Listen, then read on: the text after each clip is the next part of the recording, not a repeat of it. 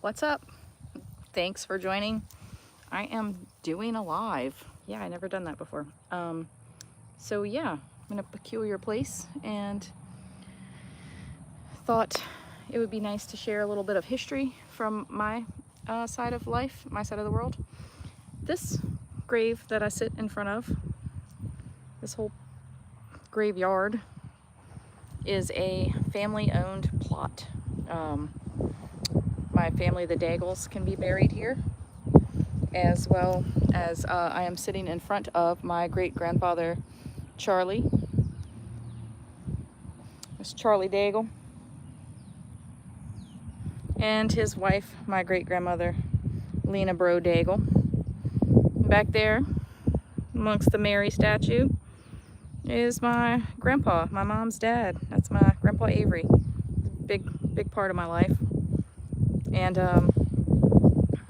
what I'm here today doing is just kind of some restorative maintenance and cleaning and showing some love to the ancestors who have passed on. And, thought about what a cool opportunity to share this story so it, is never forgotten. So Charlie Daigle back here used to be a house preacher. He would host services, Sunday services. His worship services would be located in anybody and everywhere, house, home, establishment, wherever he could preach. He would spread the word. And with that came donations, from his supporters and people that like to listen to him. So he took all that money and he built a church. And he built a church for the community, for them to have a place of worship. And that is Bayou Blue Presbyterian Church. So this was donated to the people of Bayou Blue by my great-grandfather, and now, all of my ancestors are buried here. Well, all of the maternal grandparents, their parents, my mom's, anybody from my mom's father's side is buried in this lot for the most part. And every now and then I like to stop by and clean it up, reflect, just, I don't know, enjoy the peace here. There's a lot of crows. And yeah, that history, man. Charlie spent a lot of time and energy and effort. Mr. Charlie Daigle back here, who passed away in 1966, spent many of his youth years preaching wherever he could, going to people's houses, setting up worship anywhere anyone would listen. It really meant a lot to him. And him building this Bayou Blue Presbyterian Church was something that was a dream come true for him. So he donated it. He donated the land and the house of worship to the people of Bayou Blue. And because of that, we are all buried here. And if we aren't, we will be. So, yeah, it's a little cool piece of history there. I don't know, thought it was interesting. I don't think anybody should forget about it. It's pretty cool to do for your community, because community runs deep in the blood. And there's a cool story, out here, going with the lore. The Rougarou is out here in Bayou Blue as well. Big area for the Rougarou. And, well, he is the enforcer of Catholic Lent. I think we all know that. And he is said to be cursed for 101 days. And he's also pretty stupid, so he can't count past 12. So one way to protect yourself is, and the locals do this out here sometimes, I think, it's people, anybody believing in silly lores kind of do things, and they put 13 pennies or pebbles, or rocks, bottle caps, whatever, across the door frame at the bottom. And the Rougarou is said to come to enforce that Catholic Lent, and he's so stupid that he starts counting the pebbles or the pennies left on the doorsteps, and He can't count past 12. So when he does that, he hits 12 and he has to start over. He counts to 12 again.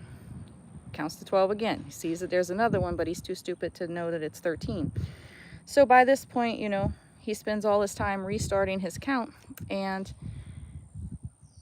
it is sunrise and he has to run away. So that's how you protect yourself from the Rougarou. And some things you can't protect yourself from haunt this area. Well, no longer, but probably the I'm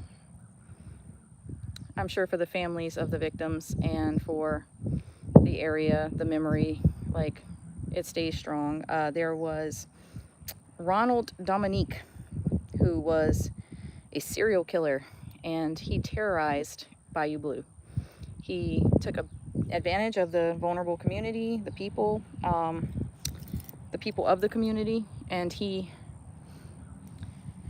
was a serial killer, and he raped and murdered 23 men between the years 1997 and 2005. And it seemed to get brushed off under the, brushed under the rug. It went undetected for quite a long time, mostly because of Hurricane Katrina and not having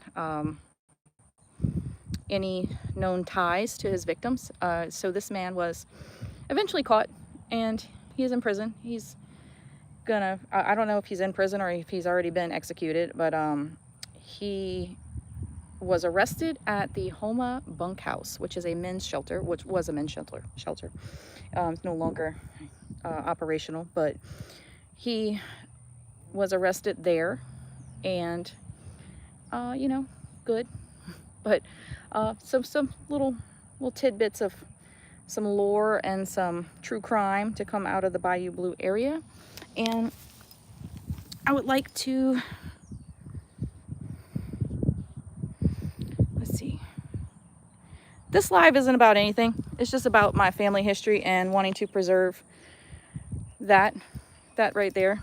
That's my great grandfather, and that's his wife, and that's my grandfather, and this whole field is just my ancestors. So I was just in the area today and wanted to come out here, pay some respects, straighten up, pick up the flowers. It's a very old, started in probably 1899, maybe earlier.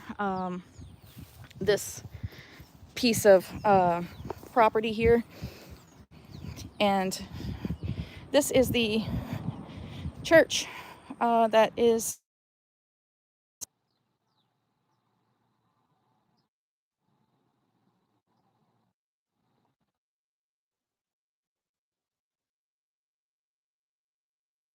from my family history. And I've been spending a lot of time doing these lore stories, and